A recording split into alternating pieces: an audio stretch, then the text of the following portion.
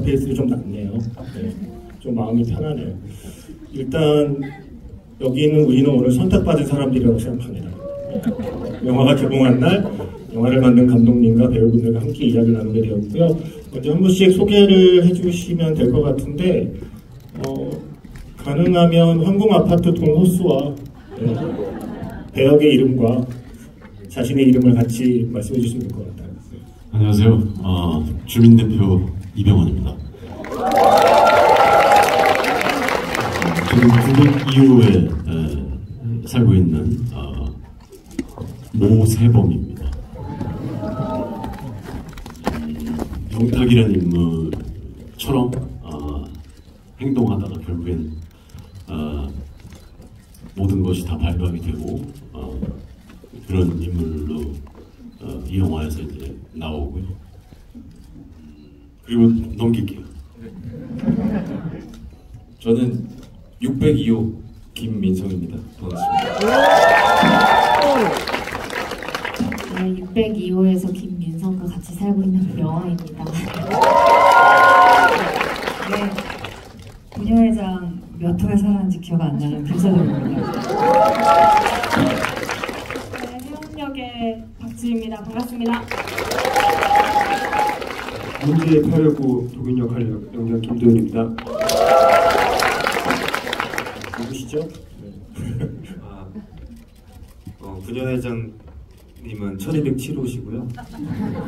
저기 혜원이는 903호입니다. 저는 이 영화를 연출한 엄태라고 합니다. 반갑습니다. 일단 가장 먼저 눈에 띄는 게 혜원이네요. 네. 살아있었네요. 제가 헐리우드 영화를 너무 많이 봤나봐요. 혹시나 쿠키 영상에 마지막 손가락이 까딱하는 게 나오지 않을까 그런 상상을 할 정도로 그렇게 마지막을 보내게 될 줄은 사실 몰랐어요. 그래서 지금 이 자리에 자신을 던져버린 사람과 그렇게 던지라고 시킨 사람이 앉아있으니까 한마디 할 수 있는 기회를 드리겠습니다. 두 분께. 아니 저는 마지막에 노래를 불렀기 때문에 전혀 드릴 말씀이 없습니다. 그것만으로 충분합니다. 네. 저는 개인적으로 그 장면이 정말 굉장히 현실감 있고 되게 살벌하게 다가왔어요. 그게 어쩌면 우리가 카메라가 가까이 들어와서 그런 액션 장면을 찍은 게 아니고 멀리서 사람들의 시선에서 흔들리는 카메라로 그 장면이 순식간에 이루어져서 마치 다큐멘터리를 보는 것 같은 그런 느낌이 있어서 굉장히 좀 약간 소름 끼치는 그날 촬영을 하고 모니터를 보면서도 약간 서늘해지는 느낌이 들었었던 장면이에요. 내가 생각해도 잘 던졌다. 들었던 장면이라고 이해하면 될 것 같고요. 제가 지난주에 감독님이 저희 프로그램에 출연하셨을 때 뭐 가장 고마운 배우를 물어보면 한두 끝도 없이 이야기를 하실 것 같아서 가장 미안한 배우가 누구냐고 물어봤더니 박지우 배우라고 말씀하셨어요. 예. 왜 그러신 거죠? 그 이야기를 하다 보면 이 시나리오를 처음 썼을 때는 혜원이 주인공이었어요.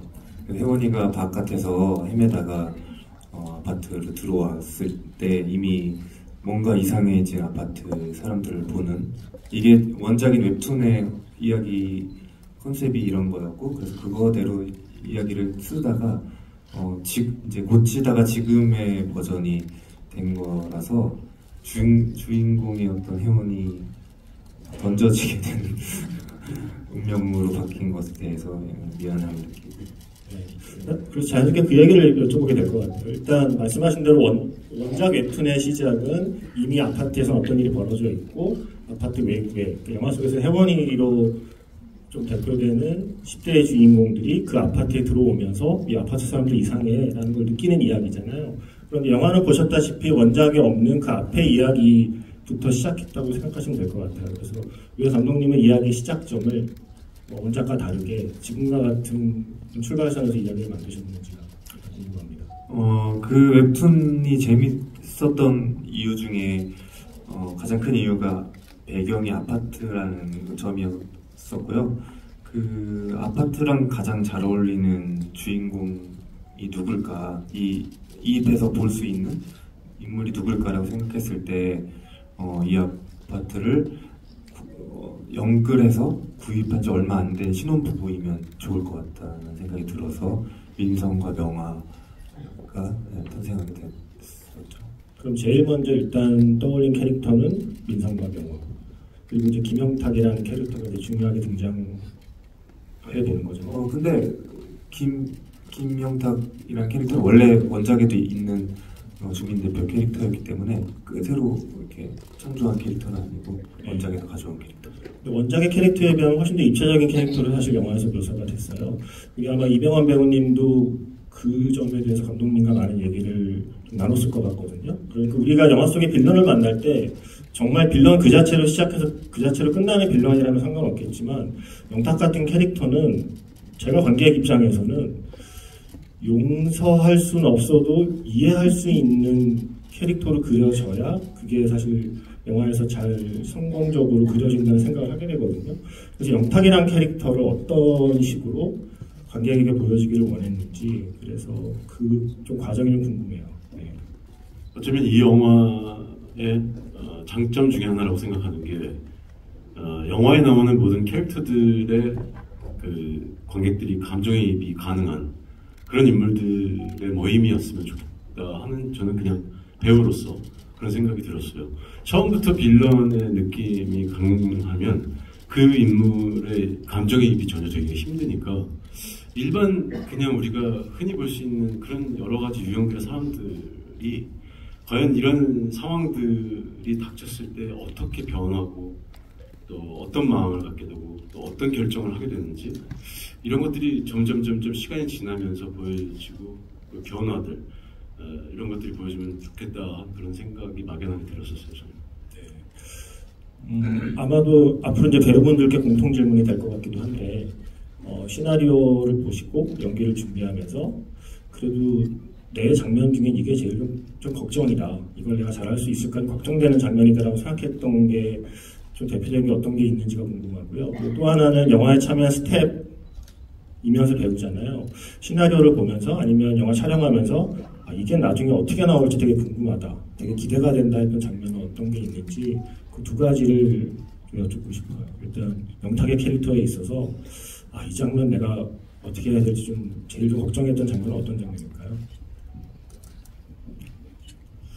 걱정했던 것들은 사실 아주 배우들이 대부분은 자기가 경험한 감정들을 토대로 그걸 상상하며 이제 감정이입을 하고 그 감정을 연기하는데 아주 극단적인 장면들은 사실 내가 살면서도 겪어보지 못한 감정들이기 때문에 상상을 어느 정도 의존해가면서 연기하게 돼요. 예를 들면 본의 아니게 사람을 죽이게 되고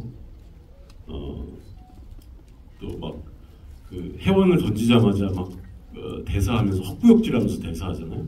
그런 것들을 표현하는 게 과연 어떤 감정일까가 되게 궁금했고 그걸 어떻게 관객들에게 설득시키면서 연기를 내가 할 수 있을까가 굉장한 숙제였었어요. 그래서 그런 부분들을 연기할 때 좀 많이 힘들었어요. 저는. 설득이 되셨나요? 이거는 갑자기 생각난 질문인데 누가 저한테 물어보더라고요. 주인공이 영탁이라고 그랬더니 영탁이란 이름은 혹시 우리가 알고 있는 그 영탁에서 나오나요? 그래서 배역 이름이 어떤 장명의 이유를 질문하시는 분들이 있더라고요. 그 영탁 씨가 데뷔하기 전에 시나리오를 쓰기 시작했어요. 우연의 일치로 이렇게 영탁도 그렇고 드림 팰리스라는 아파트도 김선영 선배님이 출연하신 영화의 제목과 똑같은데 저희 영화를 찍고 그 영화를 찍으러 가셨거든요. 근데 그 제목도 되게 우연히 브랜드 아파트 이름 중에 없는 걸 찾다가 보니까 나온 이름인데 여쭤보니까 그것도 없는 걸 하도 많으니까 없는 걸 찾다가 그 이름을 정하셨다고 하더라고요. 안 그래도 김선영 배우님께 질문을 드리려고 그랬었어요. 이 자리에 황공 아파트 주민이 아닌 분이 한 분 앉아있다고. 드림 팰리스 주민이시잖아요. 여러분 아마 안 보신 분도 있겠지만 한 2달 전쯤에 드림 팰리스라는 영화가 개봉을 했었고 그 영화에도 아파트가 중요한 배경이고 거기에 김선영 배우께서 주연을 맡으셨거든요. 그래서 어떻게 하다 보니 연이어 아파트라는 공간이 하나의 주인공처럼 다뤄지는 영화에 출연을 하신 소감을 여쭤봐도 될까요?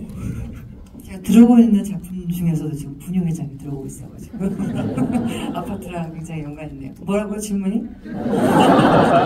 질문이 뭐였죠? 그래서 어쩌다 보니 드림 팰리스와 네. 콘크리트 유토피아라는 네. 일종의 아파트가 또 하나의 주인공인 영화에 출연하시게 네. 되셔서 아파트라는 공간을 좀 어떻게 좀 바라보게 되셨는지가 좀 궁금해서요. 배우로서 네네. 이런 이야기들을 좀 네. 연기하면서. 저는 이렇게 딱히 뭐 어떤 거에 대해서 그렇게 관심 없는 거 생각을 안 해가지고 특별히 생각을 안 했던 것 같고, 그 질문에 생각나는 말이 그 감독님이 아파트라는 그 공간에서 일어나는 그 뭐라 그랬지? 호러를 했나 약간? 뭐라 그랬지? 아까 나랑 잠깐 오전에 얘기했던 다시 여쭤보고 제가 감독님 정신 좀 차립시다. 저 술 안 먹었고요. 네. 하여튼 뭐 아파트라는 공간에서 많은 일들이 일어나죠. 그래서 많은 얘기들이 지금 만들어지고 있고, 그리고 무궁무진한 것 같아요. 예, 그렇습니다. 네. 박찬욱 감독님하고 직위하셨잖아요. 박찬욱 감독님께서 김선영 배우님 연기에 대해서 말씀을 하셨어요. 나중에 아들이 그렇게 되고 나서 그 아들을 맞이하는 그 엄마의 연기에 대해서 아마 영화를 만드는 배우나 감독이나 고민이 많았을 것 같다. 이때 연기 톤을 어떻게 해야 좋을지, 오히려 약간 억누르는 연기를 하는 게 좋을지, 아니면 지금처럼 이렇게 울부짖는 연기가 좋을지에 대한 고민이 있었을 것 같고, 지금처럼 어쩌면 울부짖는 연기가 어떤 의미에서는 상투적인 연기라고 생각할 수도 있는데, 김선영 배우의 연기를 보면 상투라는 말을 입에 담을 수 없는 어떤 경지에 이른 연기라고 생각한다라는 말씀을 박찬욱 감독님께서 하셨더라고요. 그래서 그 장면에 대한 그 배우님 얘기를 좀 듣고 싶었어요. 그 장면에 연기를 준비하셨던 과정과. 네, 저도 봤어요. 정말 그렇게 생각해 주시니까 꼭 좀 캐스팅 해주셨으면 좋겠고요. 저는 그 장면을 뭐 이렇게 어떤 연기를 할 때 준비를 하고 그러지는 않는 것 같고요. 그냥 한 번 읽고 대본도 잘 안 보고 그냥 뭐 거기에 던져졌을 때 내가 그 상황에 어떻게 던져질 수 있느냐, 미래를 예측할 수 없이 그 상태가 되는 게 중요한 것 같아요. 그러니까 어떤 생각을 뭐 어떤 디자인을 한다거나 연기에 대해서 저는 그러지는 않았던 것 같아요. 네네. 기억나는 건 서준 씨 눈이 기억이 나요. 내가 막 주변을 돌려보면서 어떻게 된 거냐 하는데 공포에 휩싸인 눈으로 저렇게 보고 있는데 막 여기를 붙잡고 흔들었거든요. 네, 근데 너무 저도 그때 기억이 너무 나는데, 확실히 선배님이 상황에 던진다고 느꼈던 게, 제가 이제 지역이를 이렇게 업고 이렇게 내리는데, 전 사실 제가 그렇게 맞을 줄 몰랐어요. 근데 이게 한 3테이크 정도 같죠? 아마 2테이크. 근데 여기를 엄청 세게 맞아가지고, 나도 지금 힘든 상태를 해야 되는데, 자꾸 아픔이 들어오는 거예요. 그래가지고 자꾸 자의식이 들어와서. 맞은 걸로 치면 저한테 제 앞에서 얘기하지 마세요. 네, 근데 그 이후에 더 세게 맞으셔가지고.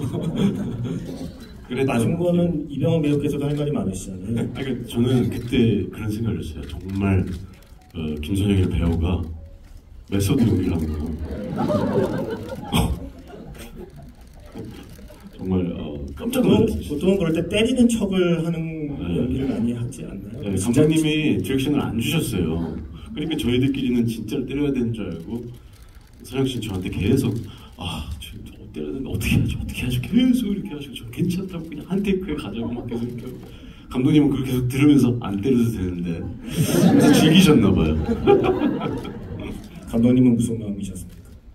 연기는 배우의 것이라는 마음으로 가만히 계신 건가요? 물제를 줬습니다. 명화라는 캐릭터에 대해서 좀 여쭙고 싶은 게, 사실 명화라는 캐릭터가 저는 되게 연기하기 힘들었을 거라는 생각이 들었어요. 왜냐하면 이게 어떤 의미에서는 김영탁의 악이라면 어쩌면 명화는 선이라고 할 수 있는 어떤 선이 좀 존재하는 건데, 이게 자칫 잘못하면 어떤 관객에게는 이게 빌런이 될 수 있는 캐릭터이기도 하거든요. 민성이 어쩌라는 거야. 왜냐면 많은 관객들이 어쩌면 민성의 입장에서 이 영화를 따라갈 수 있는 관객이 많다고 생각해서, 자칫 잘못하면 그렇게 빌런처럼 보일 수도 있는 역할이기 때문에 명화라는 캐릭터를 어떻게 내가 관객에게 전달할지에 대한 고민이 좀 많았을 것 같다는 그런 생각을 했어요. 저는 사실 개인적으로 저희 영화 안에서는 빌런이 아무도 없다고 생각하거든요. 너무나 많은 사람들이 존재하고 또 다양한 사람들이 있고 또 그 선택의 기로에서 어떤 선택을 하고 그 또 선택이 또 어떤 다음에 또 선택을 하냐의 그 결과들이 쌓여서 또 다양한 결과물들이 나온다고 생각을 했기 때문에 영화는 저는 분명히 존재할 수 있는 친구고 또 존재해야만 하는 친구라고 생각했어요. 그리고 영화를 이해하고 응원해 주시는 분들도 저는 분명히 꽤 있다고 생각합니다.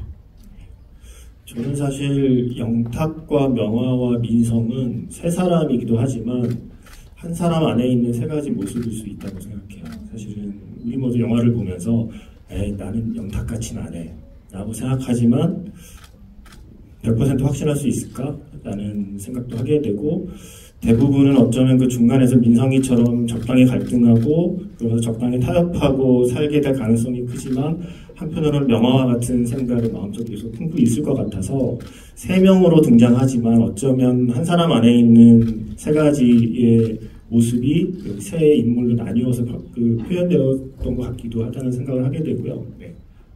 그 명화 캐릭터를 만들 때 이제 보영 씨랑 얘기를 많이 나눴던 것 중에 이런 장르 영화에서 선한 역할을 맡은 인물들이 그렇게 좀 답답한 느낌이 나는 경우들이 많이 있었기 때문에 그렇지 않아 보이게 하려면은 최대한 입체적으로 이 인물을 보이게 만들어야 된다는 생각을 이제 많이 나눴고요. 그래서 명화가 단지 선하기 때문에만 이 아파트를 뭔가 선한 곳으로 만들려고 하는 사람이 아니라 그냥 그 본인의 어떤 양심 때문에 그런 첫 질문을 던지는 사람이라는 게 되게 중요했고 그리고 그녀가 움직이는 의도 자체 이렇게 질문은 던지지만 사실은 할 수 있는 게 없는 걸 받아들이고 순응하지만 그녀가 어떤 추진력을 갖고 움직이게 되는 계기는 결국은 이 아파트를 바꿔야겠다가 아니라 내 남편을 지켜야겠다에 초점을 맞췄어요. 그래서 이 남편 때문에 움직이고 그러다 보니까 그 어떤 무언가에 집착하게 되고 그러니까 남편을 막을 수 있는 방법은 김영탁을 막는 수밖에 없다였기 때문에 거기 집착하고 어떤 순간에는 뭔가 선을 넘는 광기에 사로잡힌 모습을 보이기도 하고 이런 게 뭔가 선과 악으로 나눠지지 않는 그런 특히나 그 마지막에 아수라장이 될 때 그 씬은 선과 악이 구분이 되지 않는 거였으면 좋겠다는 생각을 했었거든요. 그래서 인상적인 어떤 리뷰를 봤었는데 영화를 보는 내내 명화가 답답하고 그랬는데 영화가 끝날 때쯤에는 내가 명화를 그렇게 생각했던 내 자신이 되게 뭔가 죄책감이 들었다라는 리뷰를 봤어요. 그게 저는 되게 좀 어떻게 보면 성공했다, 저희가 얘기한 게 성공했다는 생각을 했었어요. 더 로드라는 영화가 있습니다. 이 영화랑 어쩌고 보면 조금 닮아있는 톤이 있을 수 있는 영화거든요. 약간 종말 이후에 그 황폐화된 지구 위를 걸어가는 아버지와 아들의 이야기를 다룬 더 로드라는 영화에서 아들이 계속 아버지한테 같은 질문을 던져요. 우리는 좋은 사람인가요? 라는 질문을 계속 던지거든요. 그 영화에서는 정말 실제로 사람을 잡아먹는 사람들이 등장하는 그 시대를 살아가는 아버지와 아들인데 아버지는 어쩌면 민성이처럼 내 아들을 지켜야 하고 살아야 하니까 적당한 수준의 타협을 하려고 할 때마다 그 아들이 마치 명화와 같은 눈망울로 아빠에게 계속해서 물어보거든요. 우리는 여전히 좋은 사람인가요? 근데 그 아들이 던지는 질문이 결국 어쨌든 그 아버지를 좋은 사람으로 남아있게 만드는 힘이 되는 게 더 로드라는 작품이에요. 그래서 이 영화에서는 어쩌면 명화가 그 역할을 맡고 있는 게 아닐까라는 생각을 했고요. 아까 잠깐 광기 얘기하셔서 박보영 배우께서 이병헌 배우 연기 보고 눈알 갈아 끼운다는 얘기 하신 뒤로 지금 계속 안구 교체 얘기가 나오고 있는데 제가 오늘 영화를 두 번째 다시 보면서 명화도 중간에 눈빛이 눈알을 갈아 끼우는 수준의 눈빛이 보이거든요. 그러니까 할머니한테 할머니 아들 어딨냐고 물어볼 때 그래서 그 장면에 대한 얘기를 좀 여쭙고 싶었어요. 그게 그 선과 악을 구분짓지 못하고 명화가 단지 선한 사람일까? 명화도 그냥 한 사람이고 뭐 인간으로서 가지고 있는 그게 튀어나온 장면이라고 생각해요. 그래서 명화가 착하기만 하거나 뭔가 무조건적인 선 쪽에 있지 않는다는 거를 조금 보여드려야 될 필요성도 있다고 생각을 했기 때문에 거기서 조금 그런 모습이 좀 나와줘야 된다고 생각을 했었던 것 같습니다. 네. 박소진 배우님 이거 물어봐도 대답 안 할 것 같은데 바둑알 무슨 색깔 넣으신 거예요? 이거 저한테도 많이 물어봐요. 저도 실제로 질문을 굉장히 많이 받기도 했고 그날 촬영을 하면서도 감독님이랑 얘기를 많이 했던 기억이 있는데 저는 검은 돌이었을 것 같아요. 감독님의 생각은? 검은 돌이면 같이 살자잖아요. 네, 검은 돌 명화를 생각해서 검은 돌을 넣었을 거라고 그때 얘기했던 것 같아요. 네. 감독님의 생각도. 저기 김도훈 배우님 죄송해요. 너무 멀리 계셔서 이제야 제가 질문 기회를 얻었습니다. 이 감독님께서 많은 인터뷰에서 그 처음 반상회 장면을 많이 말씀하세요. 처음에 배우들이 모여서 반상회를 할 때의 장면을 찍으면서 뭔가 이 영화가 잘 될 것 같다는 확신을 가졌다. 그리고 그 수많은 배우들이 각자의 캐릭터로 살아 움직이는 걸 내가 눈으로 보고 안심했다라는 인터뷰를 많이 하셨거든요.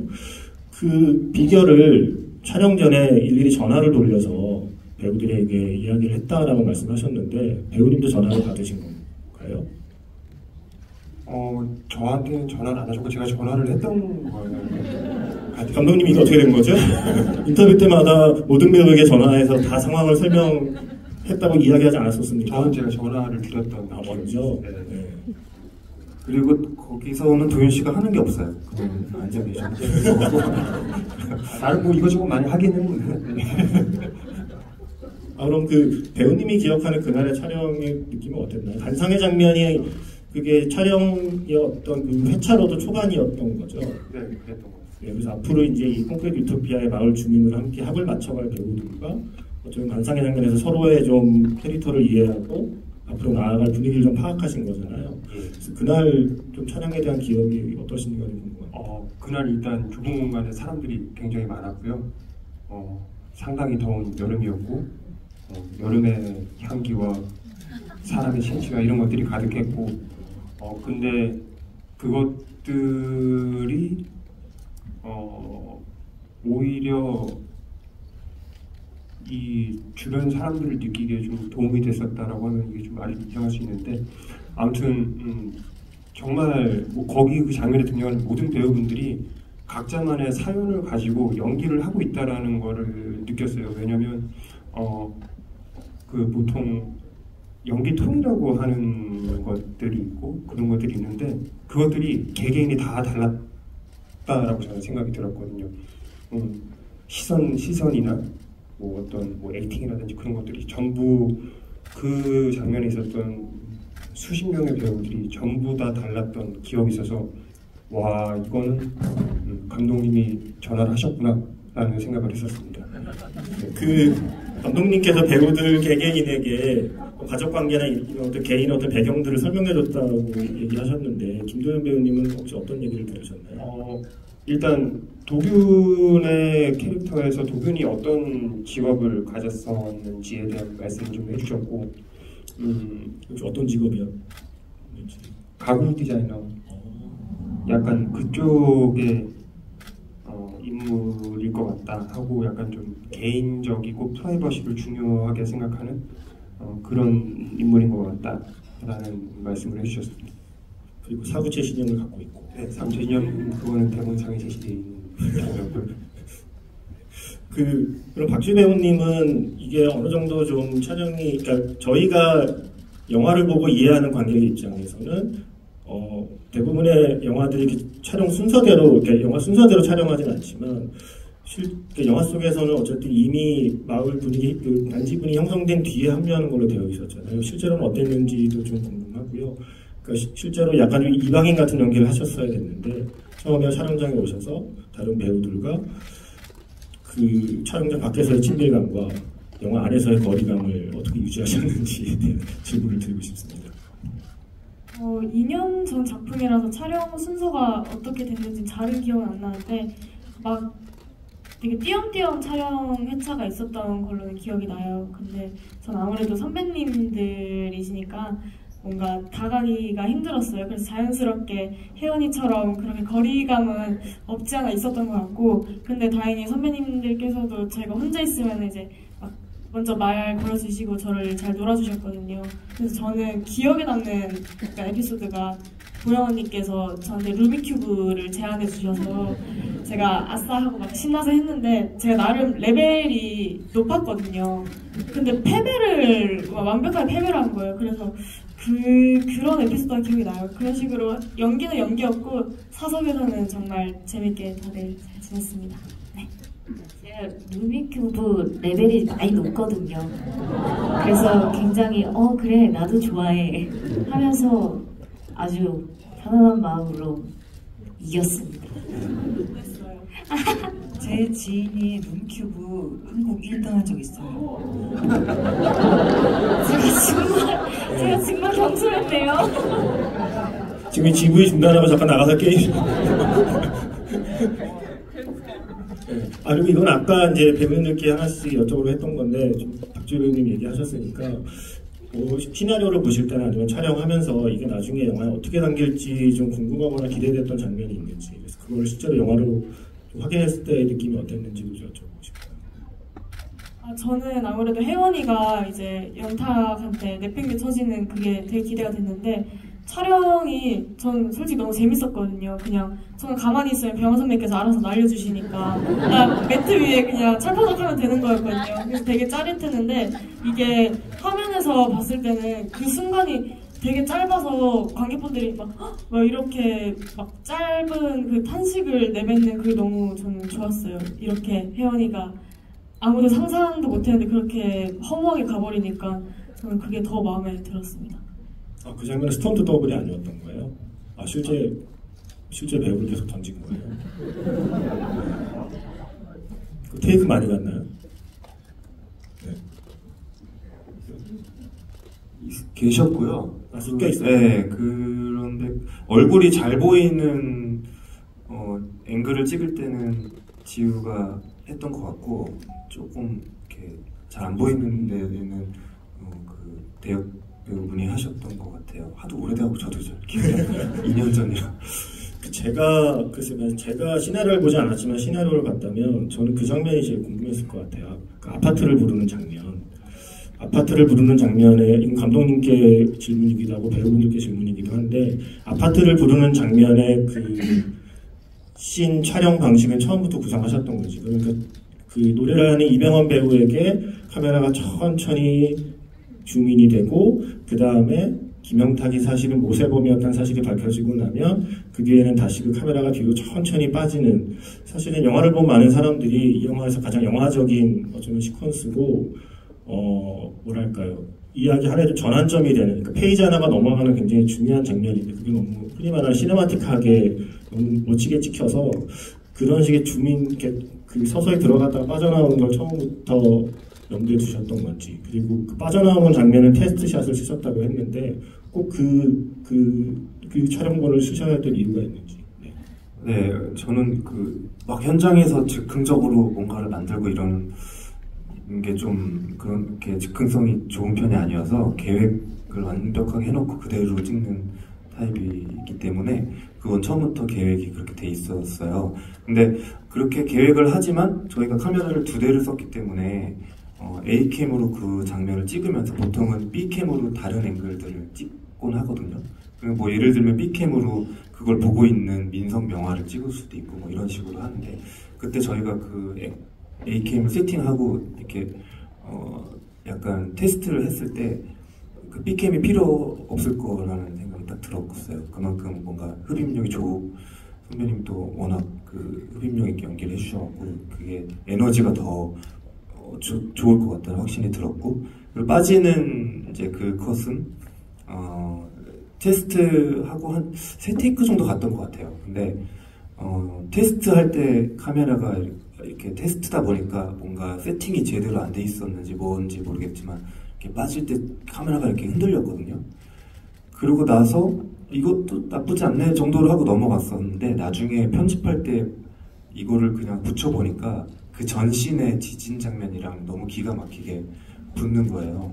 그리고 거기 뒤에서 춤추고 계신 모든 배우분들이 그때는 리허설이라는 생각 때문이었는지 좀 더 릴렉스하게 춤을 추셨어요.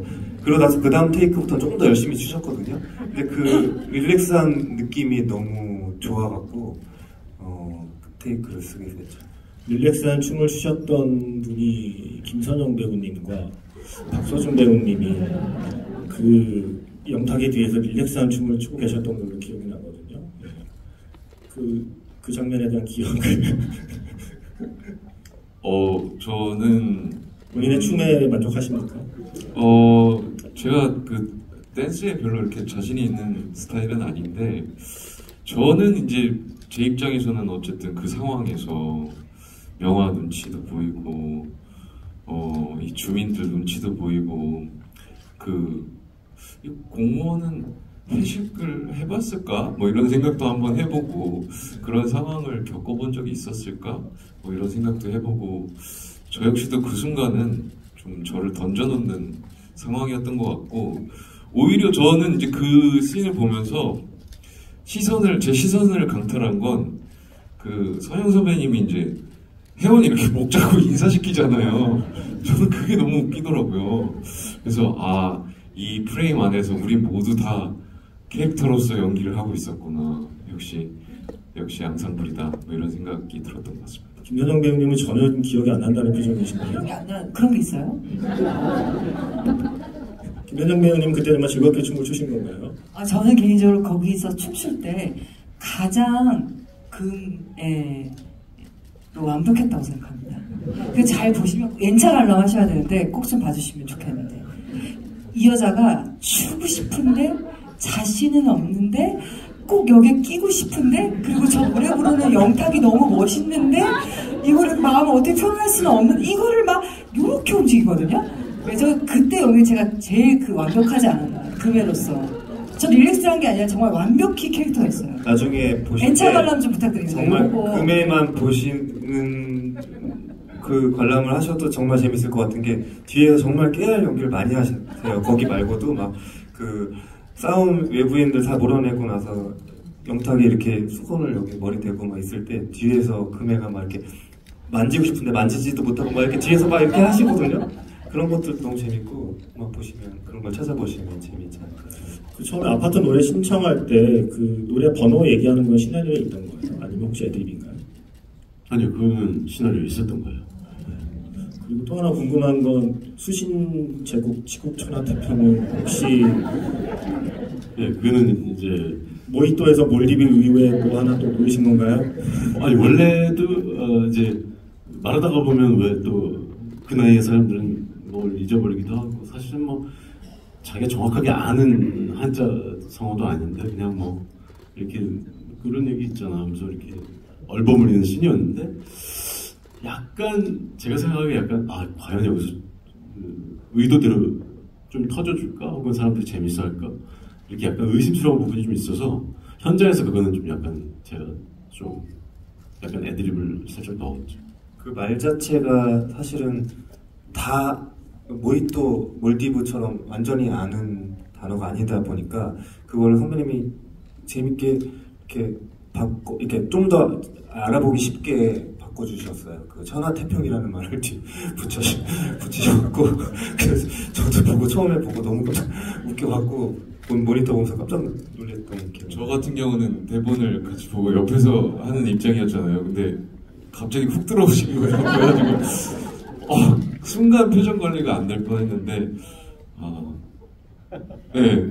너무 재밌었어요. 그때 촬영할 때는. 그리고 사실 우리가 영화를 보면 이렇게 사실 많은 배역이 등장하는 영화를 보다 보면 뭐 자연스럽게 주인공을 중심으로 이렇게 영화를 보지만 그러니까 어떤 영화가 정말 잘 만들었다 아니다를 판단하는 것 중에 하나는 그러니까 흔히 말하는 그냥 서 있는 배우가 없다고 느낄 때가 사실은 그런 느낌 좀 갖는 것 같아요. 어떤 배우들이 저마다 자기 역할을 최선을 다하고 있구나가 사실 화면에서 느껴질 때가 그 느낌을 받거든요. 감독님께서 실제로 이제 군중씬 같은 거 찍을 때요. 우리가 보통 엉키고 이러면 대충 여기와 여기 그냥 와서 싸우세요. 레디 액션 할 것 같지만 그건 아니잖아요. 실제로 어떤 군중씬의 동선 같은 거 되게 신경 쓰셨다고 들었거든요. 그래서 군중씬 연출에 대한 이야기를 좀 듣고 싶어요. 그게 사실은 되게 위험할 수도 있어서 안전도 신경 써야 되면서 감독님이 원하는 그림이 나와야 되는 거잖아요. 그 디테일한 동선까지는 이제 제가 다 정한 건 아니고 무술 감독님께서 이제 하신 거고, 저는 이제 컨셉으로 말씀을 드렸어요. 그러니까 여기 있는 주민들이 한 번도 제대로 싸워본 적 없는 사람들이 뭔가 생존을 위해서 싸우는 그런 개싸움 같은 느낌이 났으면 좋겠다. 절대 뭔가 합을 맞춘 것 같은 느낌이 나지 않았으면 좋겠다는 이제 제안을 드렸었고, 이게 초반에는 그래서 이렇게 밀고 미는 정도의 액션인데, 그때 이제 처음으로 빡 하고 머리를 맞을 때 그때 처음으로 타격을 받는 느낌이 좀 더 임팩트 있게 들어왔으면 좋겠다. 이 정도의 제안을 드렸었던 기억이 나요. 그리고 영화 속의 김도현 배우님 말투는 배우님 설정인가 아니면 감독님의 주문이었나요? 약간 사투리 톤이 좀 있었던 것 같고. 그거는 이제 영화 저희가 준비하는 과정에서 감독님이랑 이렇게 이런저런 얘기를 하다가 감독님이 제안을 먼저 하셨는지 아니면 제가 제안을 했는지 모르겠는데, 아무튼 사투리를 쓰면은 좀 이 인물이 조금 더 날카로워 보이거나 아니면 약간 좀 예민해 보이거나 이런 부분들이 좀 살 수 있을 것 같다라는 말이 나왔었고, 그러다 보니까 이제 사투리를 쓰게 됐었는데 사실 좀 어려웠던 것 같아요. 그러니까 이게 완전한 경상도 사투리가 아니고, 감독님과 얘기했던 거는 경상도 출신이긴 하지만 서울에 올라온 지 꽤 돼서 이제 서울말과 약간 좀 섞여 있는 그런 정도의 톤을 이제 얘기가 돼가지고 그 부분이 좀 쉽지 않았던 것 같습니다. 근데 그 부모님 말투였다는 게 맞나요?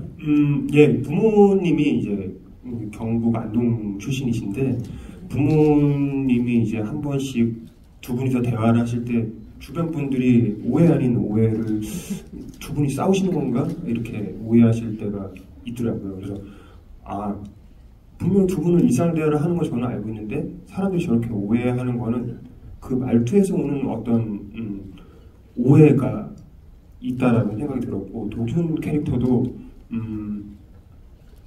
어쨌든 얘가 이제 사람들을 도와주고 이런 행동들을 하는 게 도균 캐릭터의 중요한 임무였기 때문에 이거에 대한 정보를 최대한 감추고 힌트를 좀 감추기 위해서 얘가 오히려 더 날카롭고 예민하고 약간 말투에 날이 서 있는 것 같은 그런 느낌들이 들어가면은 약간의 반전이라든지 아니면 좀 관객들이 예측할 수 있는 포인트가 되지 않을까라는 생각이었던 것 같습니다. 네. 이게 행사 이름이 관객과의 대화잖아요. 관객 앞에서의 대화가 아니라. 네. 그래서 일단은 제가 할 수 있는 수준 내에서 여러분들도 혹시 궁금하실 만한 게 있을까 싶어서 제가 먼저 질문을 드렸었고요. 이제 관객분들께 질문을 드릴 텐데.